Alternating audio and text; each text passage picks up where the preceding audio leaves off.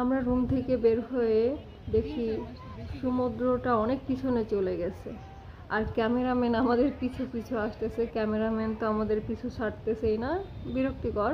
তারপর ইগনোর করতে হবে, কিছু করার নেই। আর সমুদ্রটা এত পিছনে চলে গেছে দেখে আমার তো খুবই ভালো লাগতেছিল। আমি ওখানে সাইকেলিং করেছি, তারপরে অনেক মানুষ দেখতেছি ফুটবল খেলতেছে, ক্রিকেট খেলতেছে। আর এরই মধ্যে দেখি যে জেলেদের জালে মাছ ধরা পড়ছে, সবাই অনেক চিল্লাচিল্লি করতেছে। তারপরে আমরা ওখানে গেলাম, গিয়ে দেখি একটা রূপচাঁদা মাছ ধরা পড়ছে আর কি। তারপর আমি আমার হাজবেন্ডকে জিজ্ঞেস করলাম, তুমি কি ভিডিও করছো? সে বলতেছে হ্যাঁ ভিডিও করছি, ভিডিও না করলে বুঝতে পারবে না। তো তারপরে মানুষ তাজা তাজা মরে গেছে।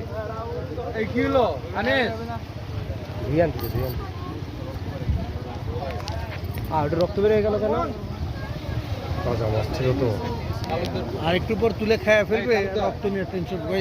হারে ছেলেরা অ্যাক্সিডেন্ট করে মারা গেছে, চোখে কিছু হয় না। মুরগি কিনতে পারলাম না, এমনকি মাছও কিনতে পারলাম। আরে না, যেমন ছোট ভাই কথা শুনো, রক্ত বেরোলে একটু পরে কাটবে খাবে। মাছ কিনবেন, মাছ কিনবেন।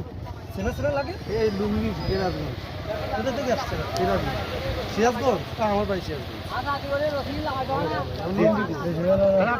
ফেসবুকে অনেক আসেন, নিলে নগদ অ্যাকশন দেন। আসেন, এটা কি বাস? এটা কি বারবিকিউ করা যাবে? পয়সাটা দেখেন না, বড় বড় পয়সাটা বারবিকিউ ট্যাক্সটা যেগুলো বলে এগুলি বারবিকিউ। বারবিকিউ কত কত বারবিকিউ দাম হলো আপনার 600 টাকা রাখবে কেজি।